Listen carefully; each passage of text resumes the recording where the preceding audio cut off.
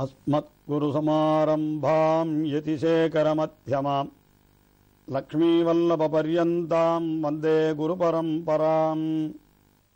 ஆழ்வார்கள் வாழி அருளிச் செயல் வாழி தாழ்வாதுமில் குறவர்தாம் வாழி ஏகழ்வாறு முய்ய அவர்களுரைத்தவைகள்தாம் வாழி செய்யமறை தன்னுடனே சேர்ந்து.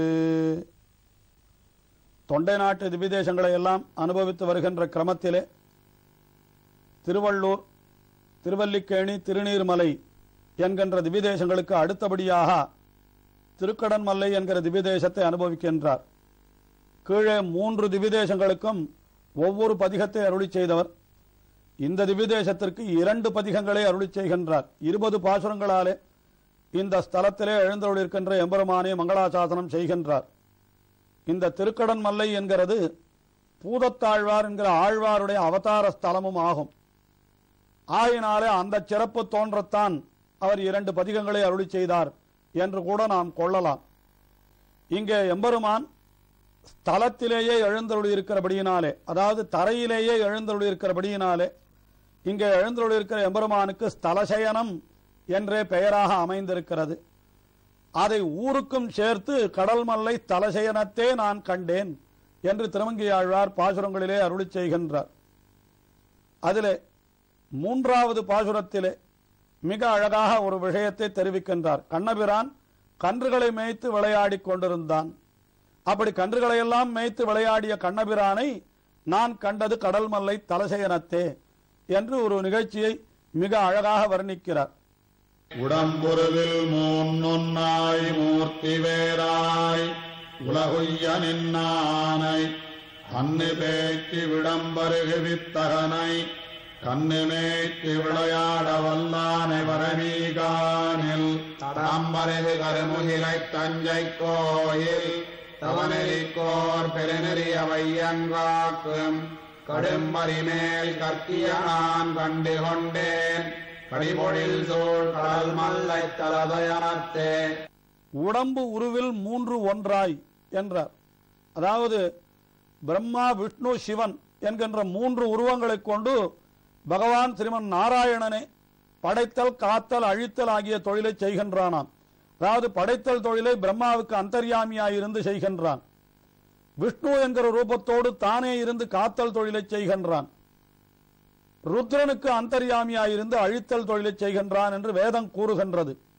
அதைத்தான் இந்த பாசுரத்தில் உடம்பு உருவில் 3 ஒன்றாய், ஆனால் தான் ஒன்றாயிருக்கிறான், வேறொன்றாய் என்று இப்படி எம்பெருமான் எல்லாருக்கும் அந்தர்யாமியாக தானே இருந்து கொண்டு அந்த காரியத்தை செய்கின்றான் என்கிறதை முதல் வரியிலே காட்டினார். உடம்புருவில் 3 ஒன்றாய் உடல் வேறாய் அன்று பேச்சு விடம்பருகு வித்தகனை.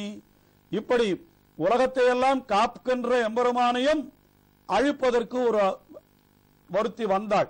ஒரு ஆசுர பெண் ஒருத்தி வந்தாளாம், அசுர பெண் ஒருத்தி.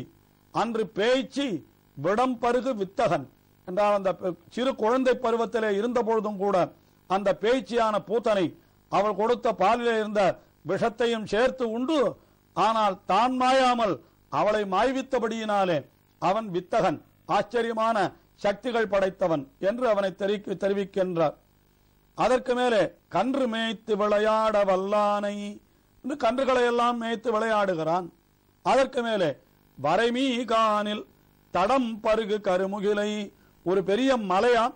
அந்த மலையினுடைய பக்கத்திலே ஒரு தாழ்வரை, அந்த மலை தாழ்வரையிலே பள்ளத்தாக்கு, அதில் இருக்கக்கூடிய அந்த காடுகளிலே ஒரு தடாகமாம், ஒரு குளம். அந்த குளத்திலே நீரை பருகுகின்ற மேகம் போலே இருப்பவன் என்று இப்படி ஒரு வார்த்தை ஆழ்வாருடைய அருளிச் செயலிலே அமைந்திருக்கிறது. வரை என்றால் மலை, அதனுடைய காணனால் அதற்கு பக்கத்தில் இருக்கிற காடு, அதிலே இருக்கிற தடம் ஒரு தடாகம், அதிலே பருகு கருமுகில், அதிலே நீரை பருகுகின்ற காலமேகம் போலே இருக்கிறான் என்று இப்படி ஒரு அர்த்தம் சொன்னார். சாதாரணமாக மேகம் போலே இருக்கிறவன் எம்பெருமான் என்று சொல்லிவிடாமல் இந்த இடத்திலே வரமீகானில் தடம்பருகு கருமுகிலை என்று காட்டு மலையின் பக்கத்திலே இருக்கக்கூடிய ஒரு தாழ்வரையிலே இருக்கக்கூடிய தடாகத்திலே இருக்கிற தீர்த்தத்தை பருகுகின்ற மேகம், அதுபோன்று இருப்பவன் எம்பெருமான் என்று சொன்னதனுடைய அர்த்தத்தை மிகவும் சுவையாக பட்டர் என்கிற ஆச்சாரியர் விளக்கினதாக வியாக்கியானத்திலே காட்டியிருக்கிறார்கள். அதாவது கண்ணபிரான் கன்றுகளை எல்லாம் மேய்த்து கொண்டு வருகின்ற பொழுது அந்த கன்றுகளுக்கு நீர் பருக தெரியாதாம். அதற்கு இவன்தான் நீரை பருக கத்துக் கொடுக்கிறானாம். எப்படி கத்துக் கொடுக்கிறான் என்றால், ஒரு குளத்திலே சென்று அப்படி தன்னுடைய கைகளை முதுகிலே கட்டிக்கொண்டு அப்படி குனிந்து தன்னுடைய வாயாலே அந்த தீர்த்தத்தை உறிஞ்சி காட்டுவனாம். உடனே அந்த கன்றுக்குட்டிகளும் இவனைப் போலவே தீர்த்தத்தை அப்படி பருக ஆரம்பிக்குமாம். இப்படி கன்றுக்குட்டிகளுக்கு அவன் தீர்த்தத்தை பருகுவதற்கு கற்றுக் கொடுக்கிற பொழுதோ அப்படி தன்னுடைய முதுகுக்கு பின்னாலே கைகளை கட்டி கொண்டு குனிந்து தீர்த்தத்தை அந்த தண்ணீரை தடாகத்திலிருந்து உறிஞ்சுகிற பொழுதோ அது பார்ப்பதற்கு எப்படி இருக்கிறது என்றால், ஒரு தடாகத்திலே நீரை பருகுகின்ற மேகம் போல இருக்கிறது. கண்ணன் கரிய நிறத்தை உடையவனாகினாலே அவன் அந்த தடாகத்திலிருந்து வாயாலே தீர்த்தத்தை உறிஞ்சுவது மேகம் தண்ணீரை உறிஞ்சுவது போல இருக்கிறது என்பதைத்தான் ஆழ்வார் கன்று மேய்த்து விளையாட வல்லானை வரமீகானில் தடம் பருகு கருமுகிலை என்று இப்படி அருளி செய்வதாக பட்டர் பராசர பட்டர் விளக்கி அருளினதாக அப்படி வியாக்கியானத்திலே காட்டப்பட்டிருக்கிறது. அப்படிப்பட்ட அந்த எம்பெருமான் தஞ்சை கோயில் பெருநெறி என்று தஞ்சை என்கிற திவ்ய தேசத்திலே எழுந்த தஞ்சை மாமணி கோயில் என்கிற திவ்ய தேசத்திலேயும் அவன்தானே எழுந்தொழிருக்கிறான். தடம்பருகு கருமுகிலை தஞ்சை கோயில் என்று இவனுடைய பெருமையெல்லாம் அப்படி தஞ்சை கோயில் பெருநெறிக்கோர் தவநெறிக்கோர் பெருநெறியை என்றார். உலகத்திலே இருக்கிற தவநெறிக்கெல்லாம் தானே பெருநெறியாக எல்லா தவங்களுக்கும் பயன் கொடுப்பவனாக தானே இருக்கிறான் என்று எத்தனையோ உபாயங்கள் இருந்தாலும் அந்த உபாயங்களை எல்லாம் தள்ளி தானே அந்த தவநெறிக்கெல்லாம் பெருநெறியாய் உபாயமாய் இருக்கிற அந்த எம்பெருமான் அவன் கடும் பரிமேல் கற்கியை என்கிறார். கடும் பரிமேல் கற்கி என்னால் பிற்காலத்திலே அவதரிக்க போகிற அவதாரம். இன்னும் மற்ற அவதாரங்கள் எல்லாம் முடிந்து விட்டது. ஆனால் கல்கி அவதாரம் என்கிறது இனிமேல் தானே வரப்போகிறது. அதையும் தெரிவிக்கிறார். கடும் பரிமேல் கற்கியாக வரப்போகிறவனை கண்டது நான் கடல் மல்லை தலசயனத்தே, இந்த திருக்கடல் மல்லையிலே நான் சேவித்தேன் என்று இந்த 3ஆம் பாசுரத்திலே அருளி செய்தவர். அந்த பூத்தனையினுடைய முளைப்பாலை உண்டவன் என்று பேய்த்தாயினுடைய விடம்பருகு என்று சொன்னாரோ இல்லையோ, அதை மறுபடியும் அடுத்த பாசுரத்திலேயும் காட்டுகின்றார்.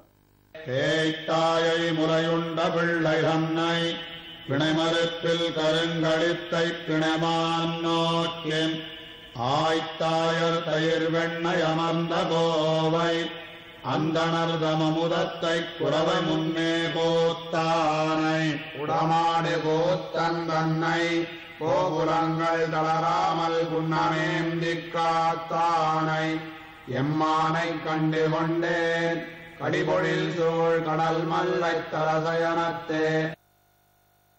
எல்லாம் எம்பெருமானை பத்தின விசேஷணங்கள் தான். பேய்த்தாயை முளையுண்ட பிள்ளை என்னால் அதுதான் பூதனையினிடத்திலே முளைப்பால் அந்த விஷம் தீற்றிய முளைப்பாலை உண்டவன் என்ன அந்த சரித்திரம் கீழே சொல்லப்பட்டிருக்கிறது. அதற்கு மேலே பிணை மறுப்பின் கருங்கழித்தை என்றால் அதாவது நன்றாக உண்ட மறுப்பு தந்தங்களை உடைய நல்ல கரிய யானை போல இருக்கிறவன் எம்பெருமான் என்று. பிணைமான் நோக்கின் ஆய்த்தாயர் என்றால் மான் போன்ற கண்களை உடைய ஆய்ப்பெண்ணான யசோதை, ஆய்த்தாயான யசோதை, அவள் வைத்திருந்த வெண்ணையை களவு கண்டு உண்டான் அல்லவா கண்ணன், அதையும் தெரிவிக்கின்றார் இங்கே. பிணை மறுப்பில் கருங்கழித்தை பிணைமான் நோக்கின் ஆய்த்தாயர் தயிர் வெண்ணெய், அதை அமர்ந்த கோவை என்றால் அதிலே மிகவும் ஈடுபாடு கொண்டு அதை உண்ட கோ என்னால் சுவாமி எனக்கு தலைவனான எம்பெருமான் என்று அவனை கொண்டாடுகின்றார். ஆய்த்தாயர் தயிர் வெண்ணெய் அமர்ந்த கோவை. அதற்கு மேலே குடமாடு கூத்தன் தன்னை என்று குறவை முன்னே கோத்தானை என்று அங்கே கோபியர்களோடு குறவை கூத்து ஆடினவன். அதுக்கு மேலே அந்த கோபியர்களை வசப்படுத்துவதற்காக குடமாடு கூத்தன் என்று குடங்களை எல்லாம் ஏந்தி தலைமையிலே வைத்துக் கொண்டு அவன் ஒரு அழகான கூத்து ஆடினான் என்று இதெல்லாம் குறவை கூத்து குடக்கூத்து இதை பற்றியெல்லாம் இலக்கியங்களிலேயும் முக்கியமாக ஆழ்வார்கள் பாசுரங்களிலேயும் மிக அதிகமாக சொல்லப்பட்டிருக்கிறது. இப்படியெல்லாம் அந்த ஆயர்களை மகிழ்வித்தான். அது மட்டுமா, அந்த ஆயர்களுக்கு ஒரு துன்பம் ஏற்பட்ட பொழுதோ என்ன செய்தான் என்றால் கோகுலங்கள் தளராமல் குன்றமேந்தி காத்தான் என்று. கோகுலம் என்னால் அந்த பசுக்களும் இடையர்களும் நிறைந்திருக்கக்கூடிய இடமான அந்த கோகுலம், அதாவது திருவாய்ப்பாடி, அந்த திருவாய்ப்பாடியிலே ஒருத்தருக்கு கூற ஒரு தளர்வும் ஏற்படாதபடிக்கு அவன் என்ன செய்தான் என்றால் குன்றமேந்தி காத்தான் என்று கோவர்தன மலையை எடுத்து கொடையாக பிடித்து இந்திரன் பொழிந்த கல் மழையை தடுத்து 7 நாட்கள் அந்த 7 நாள்கள் அந்த குன்றத்தை அப்படியே ஏந்தி கொண்டு நின்றான். அந்த மழை நிற்கிற வரைக்கும் இவன் குன்றத்தை கீழே வைக்கவே இல்லையாம்.